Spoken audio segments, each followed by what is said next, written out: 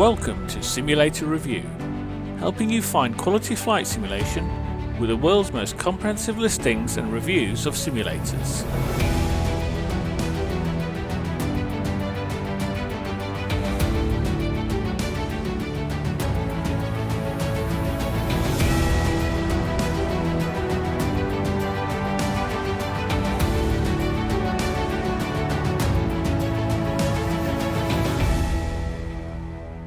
Welcome to this, the second episode of our new podcast for the flight simulation community. My name is Alexis, and I'm joined again this week by my colleagues from SimulatorReview.com, Andrew. Hi there. And Elliot. Hello. If you listened to episode 1 already, then a warm welcome back. If you haven't, it's worth downloading it onto your podcast service of choice. So, in the last episode, we introduced the podcast and gave you a bit of detail about the three of us who were involved in setting it up. In this episode, we want to introduce you to our website and what we have to offer to the simulator community on there, including the simulator directory, green pin venues, and our blue pin featured venues, as well as our articles. Firstly, though, on to simulator news, which will cover both news at simulatorreview.com and in the wider community. And for this, we go over to Elliot. So, Elliot, what have you got for us on Sim News this week? So for this podcast, we're going to focus on some news from Ascent Aviation that we visited up near Glasgow. We've recently got wind that they've upgraded. In fact, the venue's regularly upgrading. And this time, they've added VATSIM. So there's now a VATSIM connection for their sim. For those of you that haven't heard of VATSIM, it's an online virtual air traffic control network. And between us, I think we'll all agree that the standard of air traffic control is pretty good. Considering real air traffic controllers take years to qualify, then they have to validate as well. So it's a pretty good facility for Ascent Aviation to add it. So what this does mean is their 737 simulator is now got to be one of the most realistic 737 fixed-base sims that we visited. And the overall realism is going to be much higher, so a much more realistic environment to fly in. And that's obviously what we're looking for at Simulator Review, which has led to a second bit of news from Ascent Aviation to cover. And this is the introduction of their Virtual Flyers group. And it's something we're really pleased to see that's been introduced. We like the concept because it's a very realistic operating environment, some real world procedures, and they're using real airline pilots to help enhance the people's experience that sign up to this. And you also fly as a crew with other members of this Virtual Pilots Club. And they've decided to employ a subscription model. So there's a 6-month minimum term, 90 days notice. It's about £60 a month, but then the good thing is each hour that you fly is only £35. So if you add it all up, you're looking at about £150 a month, which for 3 hours in a really good sim is actually really, really good value. So I imagine this would be quite a successful endeavour. Oh, that sounds really interesting. I think especially with the VATSIM connection, that's a great thing to see, and that's certainly something we've always asked when we've gone on our visits to simulators and where we've done reviews. I had a lot of experience of VATSIM on the simulator I used to go to, and it adds a real great amount of realism when you're flying because you're interacting then with a controller, you're interacting with other aircraft around you as well. It really helps add to that. Yeah, I think you'll agree. We've not seen it in many simulators that we've been out to visit. Very rarely do they have VATSIM installed, and it's only normally on the very best simulators that we've been out to review, such as SimFest and JetSim School in Peterborough. Yeah, and it's not a difficult thing to put in, to be honest, because all the software that you need, like vPilot, is all free. And apart from adding in headphones, really, and a connection to the internet, which most sims would have, it really isn't a great deal of effort. But for people who want to do a bit more than just a half an hour of experience, it really helps add into it. And the Virtual Flying Club is a great idea as well, as you say, Elliot. It really helps people to go from that first stage of having a flight experience to learning a bit more about interacting with another member of crew, because these are all multi-crewed planes that usually simulated, and learning some procedures and flows and all the rest of it. Absolutely. It introduces SOPs, introduces a teamwork, and also, as and when you get a little bit further into it, the failure management stuff between the two pilots is exactly the sort of thing we want to see. Great. Well, thanks for that, Elliot. Look forward to the Sim News next episode. On to our main topic this week, which is all about our website. This is the main place where people can visit and see all the content we have. The main part of what is on the site is a directory of all the simulators, and the first thing you see when you click on the home page is a large map showing all the simulators across the world in our database. So if I can start by asking Elliot, how did you find and add all the simulators we have in a directory? As this has been quite a long labour of love that we've embarked on here. And we identified that there wasn't one single reference point for all the sort of simulators that Alexis and I were once looking for. So it's been many, many hours of talking to people, asking around. When I'm in the flight deck, asking my first officers if they know of any simulators. But predominantly, it's been a big search of Google, Bing. There are very many other search engines that are available. And also trawling through social media accounts, whether this be Twitter, Instagram, Facebook. Most of the venues we find seem to have some sort of social media presence, others not so much. And then it's a case of trying to locate them and find the information for each venue. So this is a lot easier said than done. A lot of venues have closed down and still have a web presence. A lot of venues don't even have any form of social media or web presence at all. So it's just been very much trawling. And when we're finding the information, logging it and then verifying it with at least another source. Yes, that's a good point. I think when I was searching as well early on into this, you were really struggling to find anywhere which had a central database of simulators. So you could always find simulators and you could always do a search on it on Google and it would always bring up usually ones in your area. But there was no way to look at a specific area and see what was available and a number of simulators all in one go. Absolutely. And what you may find in Google is the simulator, but also we want to know what type of simulator it is and what facilities it has. So the yellow pin was very much, here's a simulator that we found.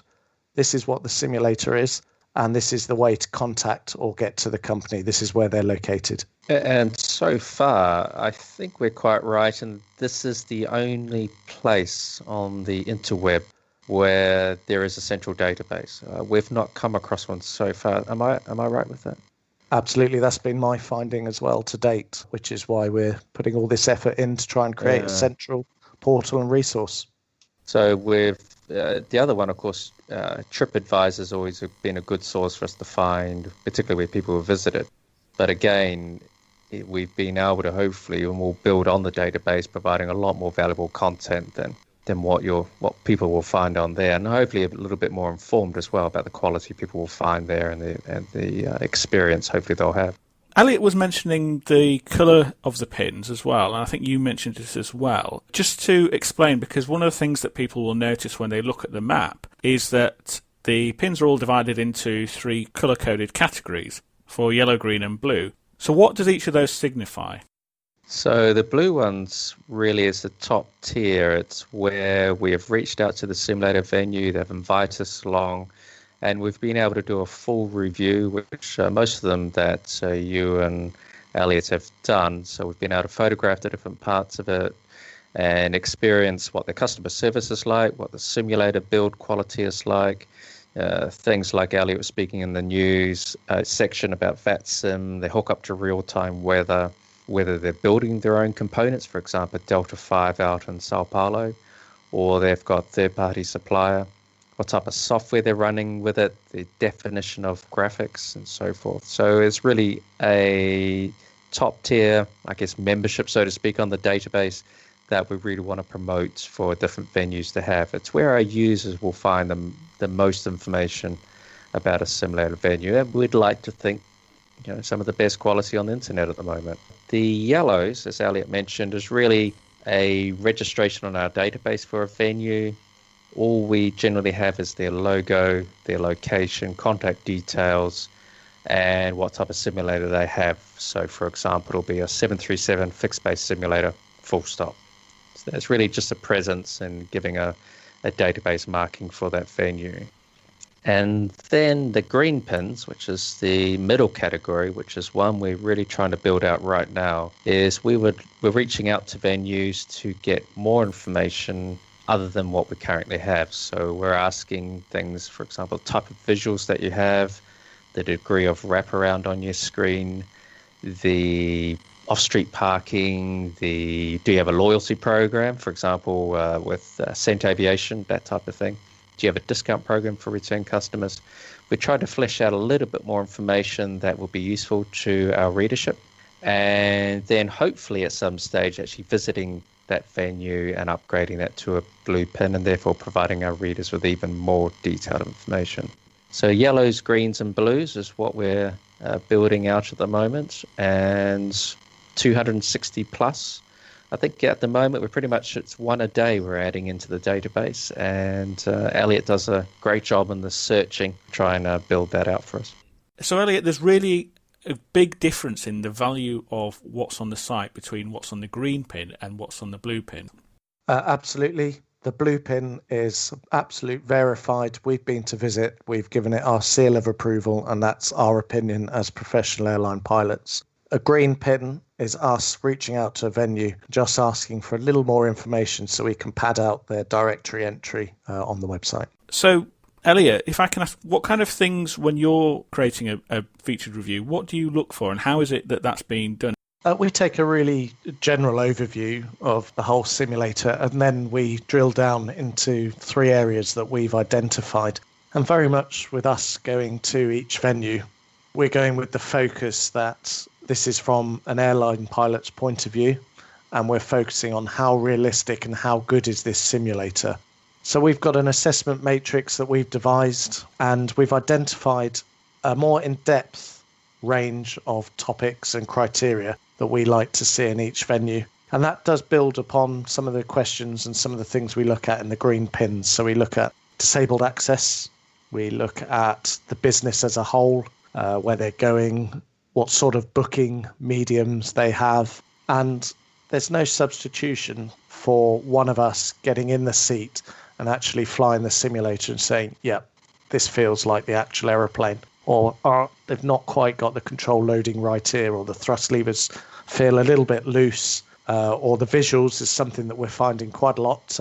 We touch upon collimation in quite a lot of our articles, and this is where the pilot's eye line or the view is lined up with the pilot's head. So quite a lot of the sims, the view is centralized. So you'll find that the pilots are looking slightly towards the center of the screen to fly in a straight line, whereas collimated, they'll be looking straight ahead. So these are the sort of things that we can add value by us coming to visit and cast our opinion and write an article. Great. So there really is a lot of information on the directory and on the website, and even more for those which are green and blue pin venues. So if people are coming wanting to find a sim near them, how can they search, and what kind of things can they search on, Andrew? So at the moment, the website has, like all websites, a search bar which people can type in, for example, a location or a simulator type or aircraft type, and that will bring up all the different results for that, like any WordPress-based or website has. We are going to bring in a small change on the front page as well, where the tags, so every simulator is tagged, is it 7.3, is it fixed-based? And we're going to be making a small change on the front page of that too, to help people search better for what they're looking for. Great, because I think nowadays we're seeing more and more variety in the types of simulator aircraft that are out there. Previously it was always 737s, but now we're seeing a few more A320s and other types of aircraft, so people can really hone down the search not only on location but on type of aircraft they can find. Is that right? Very much so. It's a great point you raise. With a central database like this worldwide, you do find more the peculiar or less frequently developed simulators. Not that the 777 is a peculiar aircraft, it's a fine aircraft. Very few simulators around with 777s, but we do have a number listed on the database at all that otherwise are quite hard to find. But of course, you do get the wide variety in simulators, particularly we notice with the museum-based. A number of aviation museums around the world have a simulator attached to it, and often that's where you'll find the different types. Our Russian friends, again, you'll find a few different unusual variety of aircraft there as well. So it's an excellent source if you're looking for something particularly different in the simulator market. I mean, just offhand, I can think of a Caravelle in Germany. I can think of a MiG. I can think of there's a DC-10. I can think of a 727. There's a 767 in Italy. So there's a real wide variety of aircraft. Well, even in the UK with our friends at SimFest, I mean, a Jumbo, that's unusual. I mean, it's not an unusual aircraft, but it's an unusual simulator that you'll find. Just a shame you have to be one of the chosen few. Yes, it's a fine setup, as you chaps saw. And I think you can even branch out into rotary aircraft, can't you? Helicopters, and we've been to one at Deeside, Elliot. Yeah, that's right. There's a Augusta 109 E-Power, to be precise, up at Deeside, and we really liked that. That looked very good. You can even go and sit in the cabin and sit on some luxurious leather seats while watching the pilot have fun trying to hover. The wraparound vision really does help with a hovering aircraft, but I suppose that's for another podcast. And there's also a Westland Lynx down in the east of the UK, which would be good fun to have a go on. Oh, and our friends, of course, out at Delta 5 of Sao Paulo, they've got a helicopter simulator there, which they let me have a go, and I realise I'm not particularly good, despite their excellent instruction. But yeah, there are some rotary options around for people too. So I think the last part of the site that we will look at is the article section. If I can ask, what kind of things would you find on the article section, and what are those articles about? So perhaps, Andrew, you could answer that one. Yeah, no, thanks, Alexis. Yeah, it's something we've been trying to build out. We haven't been quite as frequent in publication as we'd like to, but it's something we've obviously discussed recently to make a bit more systemized in how we publish. One thing we've looked at too is how do we better focus that article production for our readers. So at the moment, we've got a bit of variety, how to land, what is an ILS, Al's favorite YouTube videos and so forth. When you listen to this podcast, that may have changed. But what we're looking for is really trying to refocus that article production on the simulator market itself. So, for example, we're going to look at some topics around how do you best prepare for your simulator visit. I think a lot of people sort of just rock up, and if you're a bit better prepared with it, you get a lot more value bang for your buck with that. We also, with our blue pin visits, and as we're developing the green pins, we're learning more and more about this market ourselves and what venues are providing and what the users are looking for. So we want to start telling some articles around that. For example, one of the things we find when we're adding to the database, and Al's a big contributor in that section with the social media, on their websites, they may have their social media pins linked, that may not. Sometimes they're linked to a suspended account. Sometimes they're just hard to find. Or they don't have any social media at all. So what we're learning from that, if we can add some value for the venue readership, is some of the things that we think the better providers are looking for. So maybe we'll do some work around virtual pilot clubs that Ascent's looking at, that type of thing. So hopefully we'll see a change in the articles we're writing. And we'd love to hear from our readers and our listeners, of course, about the type of articles they'd like to see. At the moment, we're just trying to find where we fit into that market. And if our audience can help us direct that, then that's a win-win for everyone. That's an interesting aspect, which is that there are articles as well, which is coming from the people on the site, which can be about all sorts of subjects relating to sims and not just focused on a review of a simulator. Very much so. When we look at the top search results for the website, it's a wide variety, including we're getting some racing car simulator queries and that type of thing, which unfortunately we're not caging for at the moment, but maybe one day.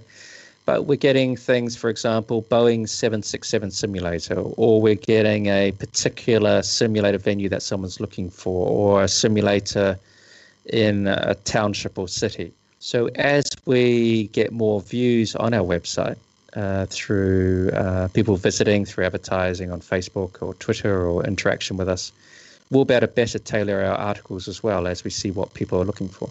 Right, so I think that gives a great introduction to the site and what it offers. So I guess the question is, how can people keep up to date on what we are doing? So, Elliot, if you just want to perhaps answer that one. So there's a couple of ways. We've got a newsletter that we're started to compile. So if you're interested in this, please find that section on the website. Send us your email address and we'll be sure to include you in any newsletters we send out. Nothing too in-depth, just a brief summary of the changes, some of the things we're looking at in these podcasts. So it's a very good way to stay up to date with us. And also you can find the links to all our social media outlets on the website. So if you're interested and you want to hear more from us, please subscribe. And particularly, if I can just add, if you've visited one of the venues, please drop us a comment, drop us an email, or comment on the actual page itself. We'd love to hear what you thought about it. It doesn't need to be, paragraphs. Just say it was a great simulator, or this could have been. We'd love to hear what our readership has experienced as well, and that'll really help us target when we visit places what we look at as well. Thanks. So that's some really good information about the website from Andrew and Elliot, and I think it gives a good overview of what's on there and how to keep in touch with all the things that are coming up in the future. So there you go, an introduction to our website, simulatorreview.com, which I hope you found useful. Do take a look and let us know what you think. We're always adding new content, so come back and have a look what's different and what's added since your last visit. Now you've had an introduction to us and our websites in episodes 1 and 2, we can start looking a bit more in depth at our articles and our feature reviews. So with that, in our next episode, we'll start having a look at a new and significant piece of hardware for the home simmer, especially relevant these days where everybody's sat at home and not able to visit any of the simulators. And this is the Honeycomb Aeronautical Alpha Flight Controls, including our own views after using it for a few weeks, so I hope you will join us again for that. In the meantime, please do subscribe to our podcast and let us know what you think. For now, though, it's goodbye from me, and goodbye from Andrew. Goodbye. And goodbye from Elliot. Goodbye. Thank you for listening to the Simulator Review podcast. We would love your feedback, so please do comment and rate us.